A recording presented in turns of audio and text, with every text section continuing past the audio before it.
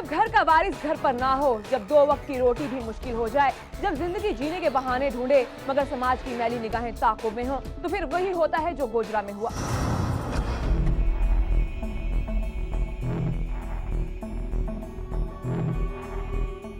कहानी गुजरा के मुनीर अहमद के घर की, जिसकी 20 साल कब्ल नवीदा बीबी से शादी हुई और नवीदा के वतन से लड़के हसनैन और अहसन पैदा हुए। मगर शादी के कुछ अरसे बाद ही नवीदा को पता चला कि उसका शौहर नशे का आदी है। उसने अपने शौहर को समझाने की बहुत कोशिश की, लेकिन बेसुध। सारी कोशिशें बेकार साबित हुई।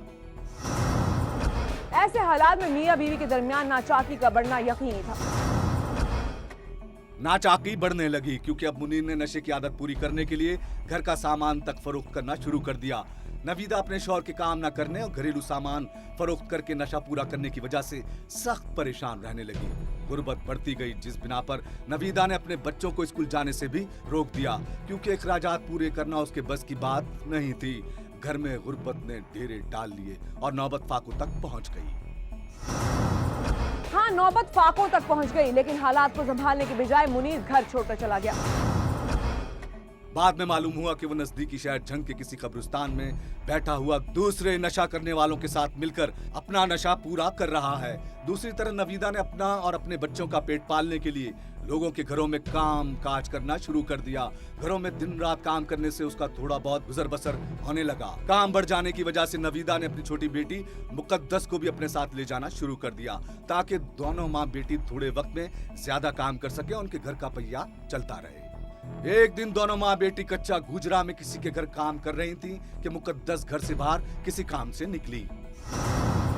काफी देर हो गई, शायद मुकद्दस घर चली गई है। ये सोचकर माँ भी घर पहुंच गई, मगर मुकद्दस घर में नहीं थी तो फिर कहाँ थी? मुकद्दस कहाँ थी? इसी बात ने माँ और दीगर बहन भाइयों को परेशान कर दिया। शाम तक वो अपनी बेटी को ढूंढती रही, लेकिन उसका कहीं पता नहीं चल सका। नवीदा ने करीबी रिहाइश पजीर मुकद्दस के मामू गुलाम अब्बास को बुलवा लिया। गुलाम अब्बास अपनी बहन नवीदा से मिलकर मुकद्दस को रात भर ढूंढता रहा। फिर आखिर उन्होंने पुलिस को गुमशुदगी के बारे में आगाह किया, लेकिन उनकी एक ना सुनी गई और कोई मुकदमा भी दर्ज नहीं किया गया। हर गुजरते दिन के साथ मुकद्दस के बहन भाइयों, वालिदा और मामू की तशवीश में इजाफा होता रहा। दूसरी तरफ मुकद्दस का वालिद हर तरह के हालात से बेखबर नशे की हालत में मगन कब्रिस्तान में डेरे जमाए बैठा रहा। 2 माह के बाद सुबह के वक्त अचानक एक दिन घर के दरवाजे पर जोर जोर से दस्तक होने लगी। जिस रफ्तार से कोई दरवाजा खटखटा रहा था, लगता यही था कि आने वाला किसी मुसीबत में मुब्तला है। नवीदा ने फौरन लपक कर घर का बैरूनी दरवाजा खोला तो सामने उसकी बेटी मुकद्दस हसरत और यास की तस्वीर बनी खड़ी थी। नवीदा अपनी लखते जिगर को गले से लगाकर रोने लगी और काफी देर तक आंसू बहाती रही। वो मुकद्दस को घर के अंदर ले आई और दूसरे बच्चों को भी जगा दिया, लेकिन मुकद्दस की आंखों से आंसुओं का ना रुकने वाला सिलसिला जारी था। नवीदा ने उसके मामू गुलाम अब्बास को भी घर बुलवा लिया। सब ये जानना चाहते थे कि आखिर मुकद्दस को कौन ले गया था, उसके साथ ऐसा क्या हुआ, वो 2 माह तक कहाँ रही।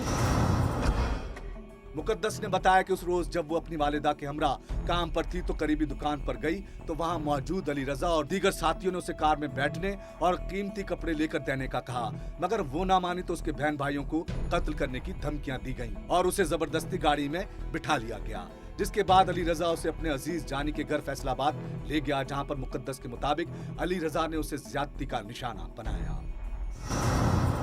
मगर 2 हफ्ते के बाद अली रजा ने जबरदस्ती उसका निकाह अपने भाई से कर दिया। हाँ, निकाह शाहिद से किया गया, लेकिन मुकद्दस के मुताबिक अली रजा, शाहिद और जानी तीनों उसे अपनी हवस का निशाना बनाते रहे। जब भी वो अपनी माँ से मिलने का कहती तो वो लोग उसे जान से मारने की धमकियां देते। मुकद्दस के मुताबिक 1 माह तक फैसलाबाद में रखने के बाद वो लोग उसे अपने गांव ले आए, जहां पर उसे एक दिन मालूम हुआ कि अली रजा मुकद्दस को बैरून मुल्क लेकर जाने वाला है। मुकद्दस और भी परेशान हो गई, जिसके बाद उसने वहां से भाग जाने का प्रोग्राम बनाया और एक दिन सुबह फजर के वक्त वो उनके चुंगल से भागकर अपनी माँ के घर पहुंच गई।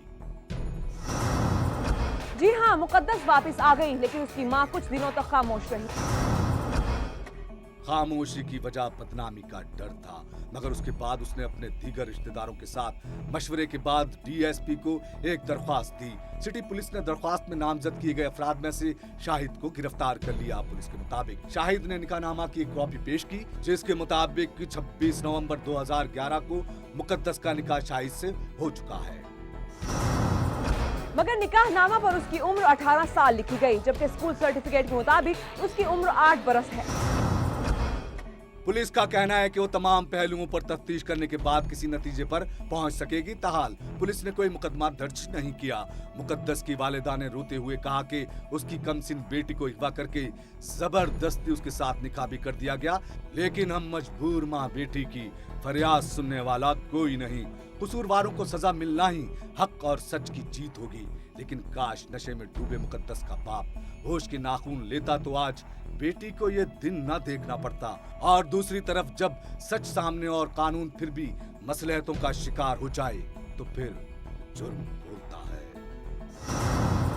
नाज़रीन, इख्तिलाफ राय हर जगह होता है, मिजाज भी यकसा नहीं होते, पसंद नापसंद भी हर किसी की अपनी है, लेकिन मामूली इख्तिलाफात को हवा देकर रंजिश और दुश्मनी की शक्ल देना जरा भी दानिशवरी नहीं। इंसान सरापा मोहब्बत है तो फिर ये नफरतें कैसी। खुश रहिए, मुस्कुराते रहिए, क्योंकि यही जिंदगी है। इसी के साथ ही हमारा आज का प्रोग्राम इख्तिताम को पहुंचा। अपनी राय से आगाह करने के लिए हमारा ईमेल एड्रेस नोट कर लीजिए, jbh@avenue.tv। आप हमें फेसबुक पर भी ज्वाइन कर सकते हैं। जुर्म बोलता है विद फिजा सलीम। अपनी होस्ट फिजा सलीम को दीजिए इजाजत, लेकिन देखते रहिए जुर्म बोलता है। अल्लाह निगहबान।